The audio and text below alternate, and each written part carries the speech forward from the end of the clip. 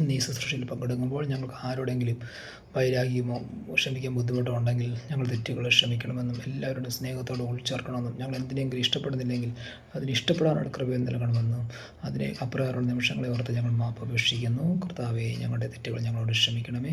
കർത്താവായ ഈശോയെ, അതുപോലെ തന്നെ ഞങ്ങളുടെ വാക്കുകൾ മൂലം ഞങ്ങൾ മനസ്സിലോ ചിന്തയിലോ ഭാവനയിലോ എന്തെങ്കിലും തെറ്റുകൾ ചെയ്തിട്ടുണ്ടെങ്കിൽ അത് ക്ഷമിക്കണമെന്ന് അങ്ങോട്ട് ഞങ്ങൾ പ്രാർത്ഥിക്കുന്നു. കർത്താവെ, ഞങ്ങളുടെ പ്രാർത്ഥന കേൾക്കണമേ. നമുക്ക് ഒരുമിച്ച് പ്രാർത്ഥിക്കാം. സ്വർഗസ്ഥനായ ഞങ്ങളുടെ പിതാവേ, ഞങ്ങളുടെ നാമം പൂജിതമാകണമേ. ഞങ്ങളുടെ രാജ്യം വരണമേ. ഞങ്ങളുടെ തിരുമനസ്സ് സ്വർഗ്ഗത്തിലെ പോലെ ഭൂമിയിലുമാകണമേ. അന്ന് വേണ്ടുന്ന ആഹാരം ഞങ്ങൾക്ക് തരണമേ.